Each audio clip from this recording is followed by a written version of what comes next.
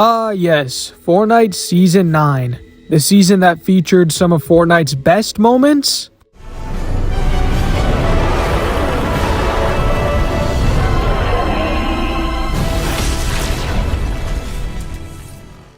and some of the worst.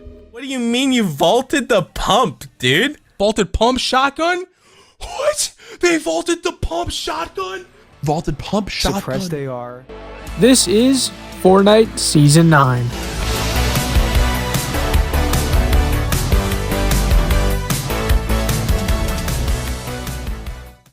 On May 9th, 2019, after the volcano explosion on the Fortnite map, Season 9 released with a futuristic theme. I think Season 9 is a very underrated season, and it's personally one of my favorites. So let's take a deep dive into Season 9 and see if it was truly underrated or if it was just a bad season. Let's get into it. At the launch of Season 9, there were 3 new locations. They were Neo Tilted, Mega Mall, and Pressure Plant. Throughout the map, slipstreams and air vents were added. We had never seen anything like these two in Fortnite until they arrived in Season 9.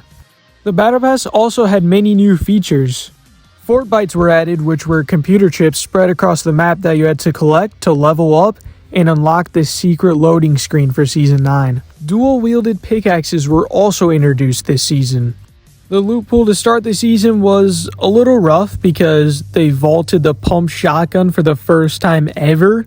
But after the community's outcry, they brought it back after a few weeks.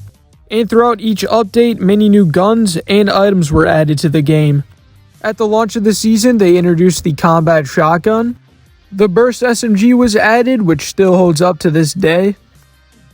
The storm flip was introduced, which was a really cool concept. I remember when this came out back in the day, I thought it was super unique.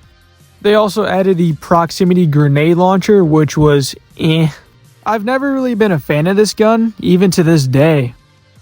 The Chug Splash was introduced this season, which is arguably one of the best healing items in Fortnite history. The Storm Scout Sniper was added this season, which was basically a sniper that is also used to see the next storm circle. We still have this in Fortnite today, but it's not a weapon, it's just a forecast tower. But I like the idea. The new styles of the epic and legendary tac shotgun were added in Season 9, along with the revamped revolver. Oh, and you can't forget about the drum shotgun that was added this season. This was one of my least favorite guns at the time. I forgot to mention that they added supply drones and hotspots this season, which are still in the game to this day. Now let's move on to collabs and in-game events. In my opinion, Season 9 excelled in both in-game events and collabs. Let's take a look at them. The 14 Days of Summer event was the best summer event we've had in this game, and it had some of the best rewards too. I also loved how they unvaulted a new gun each day. We also had Fortnite's second birthday celebration in-game. I believe this birthday event had the best free rewards. For collabs this season, we got the Stranger Things collab, which was really cool because they actually put the upside down portal in-game. If you walked through the portal, you'd just be transported to a different place nearby, but it was still super cool. The Demigorgon skin and Hopper skin were both really rare until they came back in Fortnite OG. John Wick finally got his skin in Fortnite after a very long time, along with the one-shot LTM, which featured one of my favorite umbrellas in the game, and you got it for free if you won one of the matches. There was also the Jordan collab, which I remember had one of the most fun LTMs in my opinion. It was kind of the Fortnite version of Subway Surfers. Now let's talk about the storyline and the live event. In the weeks leading up to the live event, we could all see there was an eye at Polar Peak.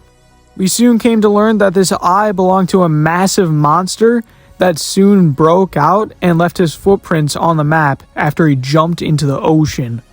To prepare to fight the monster and save the island, Singularity started to build a mech over at Pressure Plant. The day finally came when the monster decided to attack the island. The mech powered up and started to attack the monster. This is personally one of my favorite live events to ever happen because it was so unique at the time, and we still haven't really gotten anything like this. Back to the live event, The mech was very weak and had to use the 0 points power. This was the first time we saw the 0 point exposed on the map. The mech hit the monster straight in the jaw and had this ultimate He-Man moment when the Singularity statue turned out to be a giant sword. And then came one of the coolest Fortnite moments to ever happen. This was such a cool live event at the time and still holds up to this day. Oh, and we can't forget the mech hitting the one-armed floss over the remains of the monster. Lastly, I want to talk about the Fortnite World Cup. This took place in late Season 9 and still to this day is the biggest esports tournament of all time. Part of it was because it had a $30 million prize pool. When Bugha won in the solo finals, he became an overnight sensation. This event was loved by many because it was open to anyone and everyone to compete in. Overall, I think Season 9 is a very underrated season. The Battle Pass was great, the collabs were great, and the events were great. Yes, the gameplay was a little rough at the launch of the season because of the pump shotgun vaulting and the combat shotgun being overpowered and broken. But after they made some changes and added some new weapons and items to the loot pool, I think it turned out to be pretty great. Overall, I think Fortnite Season 9 was a good season, and it gave us a different feel of Fortnite for the first time. The new gameplay mechanics and futuristic vibes brought me a lot of joy. Comment down below what you think of Fortnite Season 9. Anyways, that's going to do it for this video. I hope you enjoyed, and as always, make sure to like and subscribe for more. Peace out.